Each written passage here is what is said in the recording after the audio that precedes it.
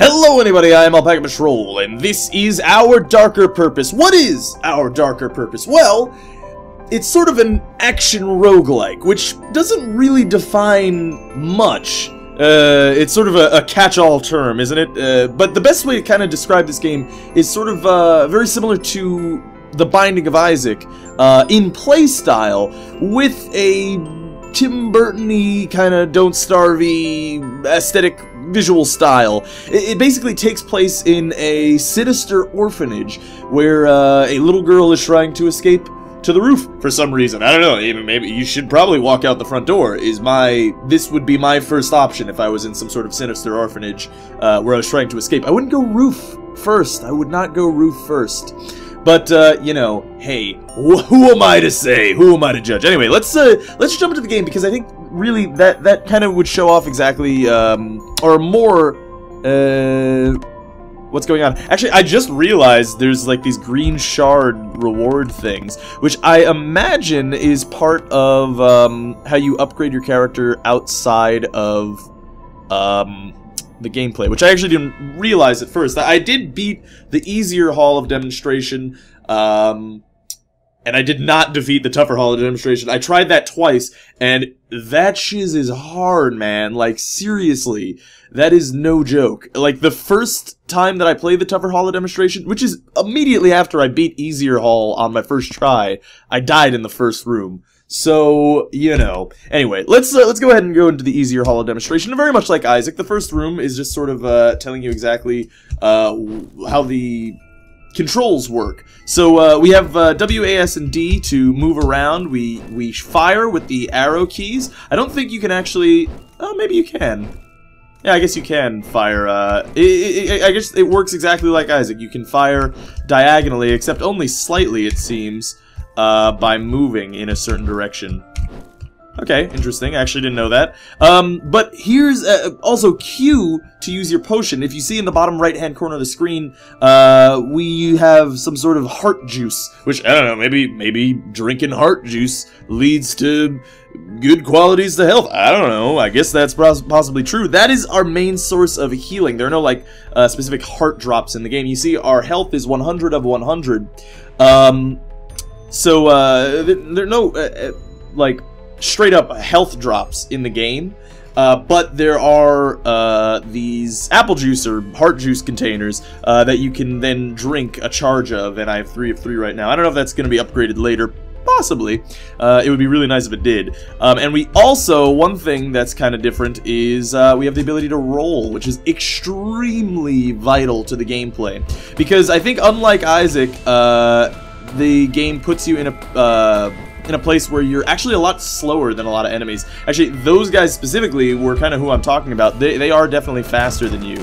Anyway, let's go ahead and hit these guys. That ball of sadness and awfulness is gonna continue to roll around even after the enemies are dead, which is kind of a bummer. Now I feel like I don't want to like go too far. Oh, boobs! I don't want to go too far without explaining exactly what's going on, because there's a lot of charm to this game.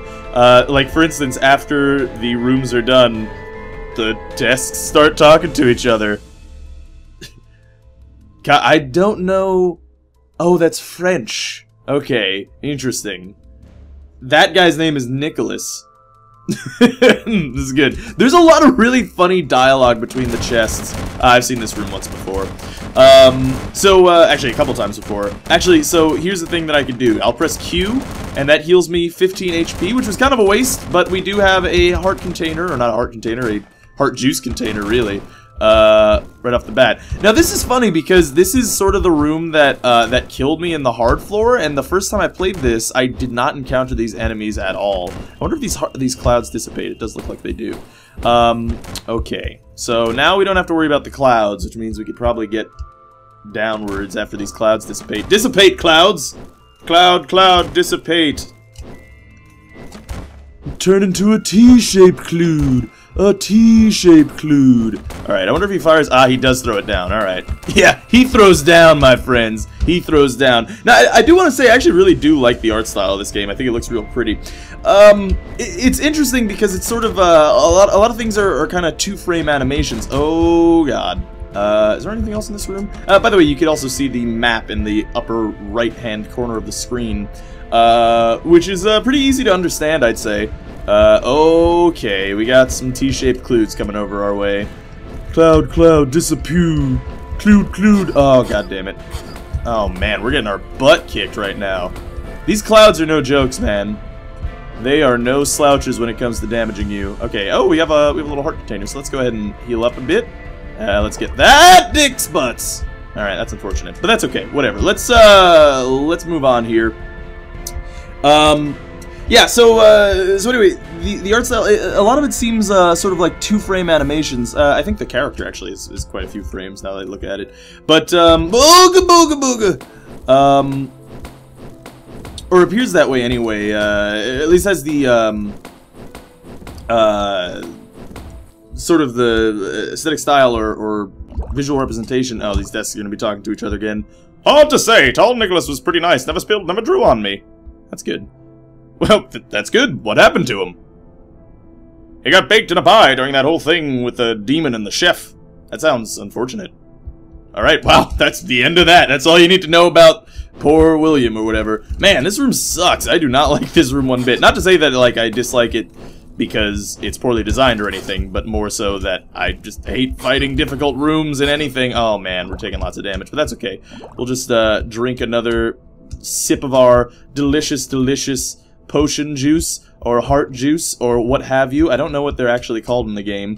Anyway, let's take another sip of that. So now we're still stocked up full 3-on-3. Now, the game is procedurally generated very much like The Binding of Isaac, and each floor does have a boss at the end. Oh, God. As we sort of get into, or as we continue here, you'll sort of see, this is exactly what I was looking for, the level up system. Now, this is something that happens throughout the game. The first time I played through this, I leveled up twice on the first floor before beating the boss. And it seems to be sort of randomly generated as to what you get as an option. You could choose one of 2 books to read. I could read The Kite Runner Kites or The Gangs of New Edgewood Move Slower. By the way, we are in the Edgewood facility, or Edgewood something, Edgewood Manor maybe. Who knows? Probably the developers and someone else who would do their due diligence and read the Kickstarter more closely. But essentially, you can see they have a lot of passive upgrades. So if I read the Kite Runner Kites, I would get plus 5% movement speed, plus 50 projectile speed, plus 20% move speed when not damaged for 5 seconds. Or I could get 20 damage, 10 move speed, enemies have 10% less HP, and move 10% slower. I'm gonna go with the Gangs of New Edgewood Move Slower, because I kinda like that. Wow, we got a lot of health ups. You know what? Even playing the easy mode like I am right now, last time I was not getting this many health drops. So maybe the game saw how bad I am at this game and we're just like, hey bro, this guy needs some help, otherwise he can't make a good video. Okay, but anyway, we shall move on. We have 2 health drops right there, ready to go. Where else do we need to go? There's a door this way. Ever feel like you're being watched? I do, by you desks. You mean by that girl over there? Yeah, probably. This is a self-aware game. This game's self-aware. Oh, whoops, walked through the door by accident. Anyway, I guess we'll move this way. Okay, so these are one of the champion enemies. Tim the Toe Sled. The Two Sled. This probably means tussled or something. I don't know that word, I'll be honest with you. Okay, here we go. So, now this is sort of like, there aren't any traditional item rooms or shops, at least none that I've come across, and they're certainly not appearing on every floor if they do exist. But the way that you get upgrades, very much like The Binding of Isaac, is some enemies drop them. I think actually you always get a drop from one of those red enemies or champions or elites or whatever it is you want to call them. Let me just roll over this way and pick this up. We have +1 shot sock puppet. Pets of any kind, real or symbolic, will be treated as contraband. Man, this seems like a really shitty facility. Okay, we got some whiz robes going. I know that they're not actually whiz robes, but they're whiz robes, right? They're essentially whiz robes. Okay, buddy. Okay, we don't need any of your nonsense. So yeah, as you can see, because of that sock puppet upgrade, we actually have 2 shots instead of 1, which is pretty darn cool. which means that we're going to be doubling our damage. Now, you can also notice, or note at the very least, that, oh god, that there are damage values associated with each one of our attacks. So, much more like a traditional, I think, roguelike or RPG in general, really. Whoa! Hello, Clued guy! He wants to make those Clueds disappear. I want to make the Clueds disappear. He wants to keep making them. I don't know. I don't think the Clued guy actually really wants to make Clueds disappear, or appear, rather. That's not very psychokinetic. Anyway, I would read more of this desk story, but you know, it'll come in time. Okay, that was a great dodge. I want to claim credit for that. I really didn't do it on purpose. I really didn't do it on purpose. I'm an honest man. I am an honest man. Anyway. Okay. Okay, buddy. Anyway. Let us continue here. And destroy fools. But yeah, as you can see, we do have, different damage values associated. We get a lot of crits, actually. I don't know if you're gonna be upgrading crits, or crit chance, rather. Seems like you probably would be able to, because that's more fitting with, whatever it is that we need to do. Oh god, we just walked into the ball. I'm trying to look around for any rooms that we haven't visited yet. And I don't seem to see any. Like, this is an empty room, isn't it? Indeed it is. Indeed it is. Oh, there's where we gotta go. We gotta go up! And up was wrong as well. Where are we going? To the boss room. That's what I want to know. I seem to be a bit confused. Now, I find the map a little hard to read, I'll be honest. Ah, okay, there we go. I know where we gotta go. Just because I gotta get a little bit close up to kind of understand it, or to look at it. Ah, okay, we're going right to the boss, which is kind of cool. Anyway, let's take a heal pot up. Let's take another heal pot. Oh god. And I know that there's juice containers somewhere. Is it over here? No. Where are the juice containers? Are they in here? No. Where were they? Does anyone remember? Can anyone tell me right now in the comment section where they were, and then also, you know, tell it to me in the past after you're reading this? No. There was a juice container in that room, but it no longer exists, unfortunately. Hold on. I want to replenish our juice containers before we fight this boss, because, you know, it's the same boss as I've already fought once before. Not to say that he's particularly difficult, but I don't want to look like a fool and butts and lose on this, you know, first easy run through. I'm trying to find these juice containers. There were like 2 somewhere. Come on, go through the door. There we go. No, they're not there. Butts. Oh well. You know what? Not a big deal. Well, let's just go fight the boss. I don't know where it is. I'm not really sure. It would be nice if it had an Isaac type system where items appear on the map. Now, that said, I haven't mentioned this because it's basically a full game right now. Like, this is a completely playable game, so I don't know, that should be telling of sort of, you know, how I feel about the game. That I think this is fine as it is. You could sell this right now, and I would enjoy myself. But this is actually an alpha, so we're not even in beta mode, man. Like, there's nothing in this game of what the developer actually wants it to have, which is why it's actually being Kickstarted right now. But we'll get more into that after this boss battle. So we have encountered Frothy the Dragon, which, forgive me, I actually know his patterns right now, so he's not going to be as difficult as the first time I faced him. But that said, it's not particularly hard to understand either. Now, I really like these kind of... Oh god, we're gonna get hit, yeah. I really like these kind of gimmicky bosses. This is something that doesn't really appear as much in The Binding of Isaac, where the floors or the environment sort of changes around you and makes the boss fight more difficult. This kind of reminds me of the final Ganon fight in Link to the Past, the Zelda game. But yeah, I really like this kind of thing, and congrats for defeating Frothy. Thanks for playing this pre-alpha demo. We earned 2 green credits, which I'm pretty sure is how you upgrade your character outside of battle, very much like Rogue Legacy, say.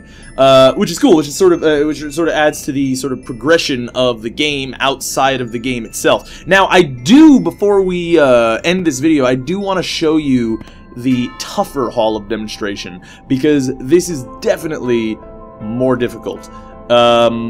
Now, as you can see, there's different floors that we're going up and down. See, there are different paths that we can take here. Very much like, I don't know, maybe Star Fox, say.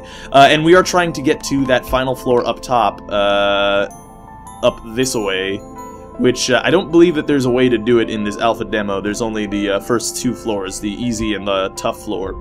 It looks like there's like 2 halfway marks too. Now, I'm not really entirely sure whether or not you're supposed to go through an entire run at once, or if this is more of a Super House of Dead Ninjas or a Spelunky thing where you can get a shortcut to each of these various floors by unlocking them.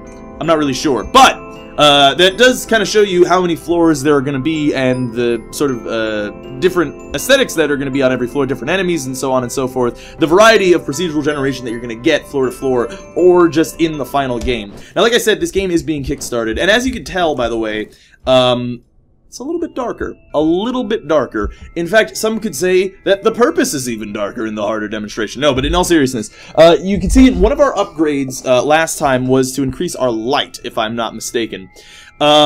That didn't seem that big of a deal because rooms were pretty lit up, but if you see when we walk into one of these bigger rooms, all of a sudden, we can't see very well.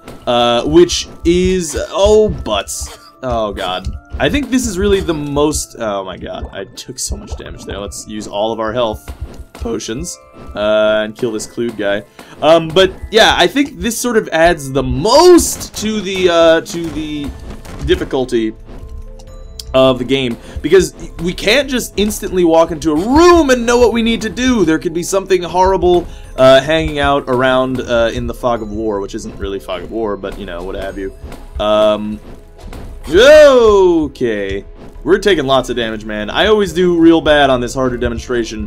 It is no joke on the difficulty. What's really nice is when you roll, you have like complete control over your character, and you move real fast. It'd be really nice if there was some sort of an upgrade that, whoa, that lets you fire while rolling. Then that would probably be an OP upgrade. Let's be honest here. Anyway. Oh, please die, Wizrobe. I don't know what your actual name is. And all the characters do have names, by the way. And it seems that we're killing all of these demonic orphans here, which I don't know what the deal is with that. And we're shooting our magic. If you can actually tell the character is shooting out of her mouth, because every time you fire, she opens her mouth. So she's hawking some kind of like demonic magic loogies. Okay, so now we have a couple things here. I've noticed this as well. In the harder demonstration, it gives you more light radius upgrade. So, for instance, here, as I lay dying, I see the light. Gives us 15 damage, less movement speed, but plus defense and light radius. You know what? I'm gonna do that because I haven't tried it before. Oh yeah, and look at this. It looks like we can see about as good as we could in the easy mode, which is great. 2 light radius seems like a lot. However, 5% movement speed also seems like quite the detriment. But I guess if you're rolling around at the speed of sound, something. I follow the rainbow. No, but if you're rolling around, you shouldn't have to worry about it. These are like armored enemies, little stationary turret guys, but we do extra damage once they're armored. You know, protective recycling bin or trash receptacle coating has been removed. Okay, dang it. Would really like a health up. I would really like a health up, because we're going to die any day now. Okay, so we got Wesley the Windswept, or William the Windswept. Oh man, we took so much damage there. That was 20 damage! Get out of here, William! William the Windswept! See, he has a speed boost that you kind of gotta get away from. There is something to learn about this game in how a lot of the characters react. Anyway, let's press R to pick up. We got plus 5% damage, plus 10% attack speed. Alas, poor Yorick, we knew him well. Do not enter the house garden, something or other, at night. It's really nice that when the desks talk to each other, they kind of light up in the area in which they're talking, which is nice. That seems like a good thing to have going for you. A good superpower if you light up while you're talking. Also a bad superpower if your chosen profession was like ninja or something, because that would kind of make things more difficult. That said, I suppose ninjas probably don't talk very much, do they? I don't know what I'm talking about. Anyway, I'm just kind of playing through the game, which kind of just goes to show how fun and easy it is to kind of to kind of play through and enjoy yourself. Oh, thank God. Oh, thank God, we got some more health. but we are so nearly dead. So nearly dead. Okay, there is a health pot right there, which I am so pumped for. If we could just get it. No! I hurt myself, but it's fine, because we got more health for it anyway. Okay, let's try to dodge these things. I have a problem, like, kind of keeping up with when those things are going to fire for some reason, even though it should be totally easy. I mean, it's completely... Well, butts! I always walk into those things. It should be totally easy. It's basically... Oh my god, we're dead! No! We got killed by the spike ball! Always. Always the spike balls. They're always the worst. But anyway, I think that's actually, despite the fact that this video is only 20 minutes long, I think that's probably enough to kind of give you an idea of what our darker purpose is. That said, it's kind of funny. I've found that my first run-through of that easy floor gave me more things. I had more drops. We actually only had like 2 drops on this run, didn't we? We had the +1 shot speed and then the other thing, the Yorick Skull, in the harder demonstration. But in my first run-through, I got like 5 drops on that first floor and leveled up twice. So, you know, that just kind of just goes to show you what procedural generation does for you. It's really just completely random, essentially. Obviously, the reason you put procedural in there instead of random generation is it's not completely random, but you get what I'm trying to say. The experience is going to vary from run to run, which is great, because that really adds to replay value of the game. If you wanted to know how I felt about this game, if you couldn't tell by the sort of the tone of the whole video, is I really like this game. I think this is a lot of fun, already as it is, and I can see myself pumping loads of hours into this game. Now, there's a good, or a thing that you can do to help this game. It has a Greenlight page that you can go like and upvote on Steam Greenlight if this game looks cool to you and you want to play it. But the more important thing, I think, is to go to their Kickstarter page. All these links will be down in the description, by the way. But if you go to their Kickstarter page, they are short a good amount of money, and they are 5 days away from being kickstarted. So, if you have some expendable income, or even if you don't, if you want to play this game early and get some of the rewards, some of the benefits for playing this game, I would suggest you go and try to kickstart it. You know, good games should be sort of rewarded for being good, I feel. And I think this game's pretty darn good. You can actually see, I was just looking, the little hill in the background definitely has that sort of Tim Burton-esque swirly hill thing out of like, oh, what's it called? Nightmare Before Christmas, that's it, yeah. I actually really like what the orphanage looks like, too. I think it looks real cute. Looks like straight out of, I don't know, something like Courage the Cowardly Dog or something like that. Anyway, in general, I really like the art style. I really like the amalgam of concepts kind of thrown together, which is, I think, what this game is. Sort of just a bunch of ideas thrown into one to make something that's really fun to tool around in. And also the sort of the progression, which you don't really see in this demo that I've showed off here. You don't really see the progression, but there is back-end progression in the game itself. And if you read through the Kickstarter page, which you should, it kind of shows you a more intricate idea of what the full game is going to be like and why they need the money for the Kickstarter. So I would suggest that you guys definitely, I will give this my 100% support. This game is pretty cool, and I'm so pumped to play it when it comes out, if it comes out. But that requires the help of the people, and you are the people. We are the people. I suppose. Everybody's the people, except for animals. Animals aren't the people. I don't know what I'm talking about. Doesn't matter. Anyway, I like this game. I think it's fun. I like the music, too. That said, there's only one track, I'm pretty sure. Although, was there a different boss battle music? There might have been. I might not. I don't really remember. But anyway, doesn't matter. Everything kind of comes together well in this game, I think. And I'm really excited to see its final product. So, hopefully you guys enjoyed it. Post your comments down below and let me know what you think about this game and whether or not you kickstarted it too. That would be really interesting to hear, because this game needs your help, and I would suggest that you take a look and check it out. Of course, you know, obviously, really only kickstart it if you think this is your kind of game. But considering the scope of my channel and really what's particularly popular here, I think you guys are gonna like it, and I think you guys probably want to see more of the game. So I'm just pumped to see it in its final product, or its final form, and see what it looks like. Anyway, hopefully you guys enjoyed it. Thanks for watching. This is Alpaca Patrol signing out. Peace, fools.